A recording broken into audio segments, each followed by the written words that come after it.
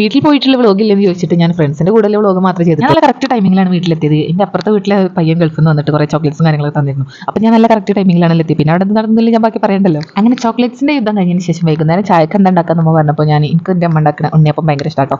അപ്പോൾ അത് മതി എന്ന് പറഞ്ഞിട്ട് ഉമ്മ അതൊക്കെ ഉണ്ടാക്കി തരാണ് കേട്ടോ. ചില ഐറ്റംസ് ഒക്കെ നമ്മൾ എത്ര ഉണ്ടാക്കാൻ പഠിച്ചാലും നമ്മൾ എത്ര ടേസ്റ്റിൽ ഉണ്ടാക്കിയാലും നമ്മൾ അമ്മമാരുണ്ടാക്കുന്ന ആ ഒരു കൈപ്പുണ്യത്തിൻ്റെ അത്ര ടേസ്റ്റിൻ്റെ അത്ര വരില്ല അല്ലേ. അപ്പോൾ അങ്ങനെ ഒരു സംഭവമാണ് ഈ ഒരു ഉണ്ണിയപ്പട്ടോ. ഞാൻ എത്ര ഉണ്ടാക്കിയാലും എനിക്ക് അത്ര ടേസ്റ്റ് തോന്നാറില്ല. എൻ്റെ അമ്മ ഉണ്ടാക്കി കഴിഞ്ഞാൽ എനിക്ക് ഭയങ്കര ടേസ്റ്റാണ് കേട്ടോ. പണ്ട് മുതലേ ഞങ്ങൾക്ക് ശീലമായിട്ടുള്ളത് എൻ്റെ അമ്മ ഇവിടെ ഒരു ഭാഗത്ത് ചുടുമ്പോൾ ഞങ്ങൾ പുറത്തുനിന്ന് ഇങ്ങനെ കഴിക്കും. അന്ന് ഞാനും അനിയത്തിയാണ് ടേസ്റ്റ് നോക്കിയിരുന്നെങ്കിൽ ഇപ്പോൾ ഞാനും നെസമോളാണ് കേട്ടോ. നെസമോൾക്ക് പിന്നെ കഴിക്കാനല്ല എന്നെ കഴിപ്പിക്കാനും പിന്നെ അത് വെച്ച് കളിക്കാനാണ് ഇഷ്ടം.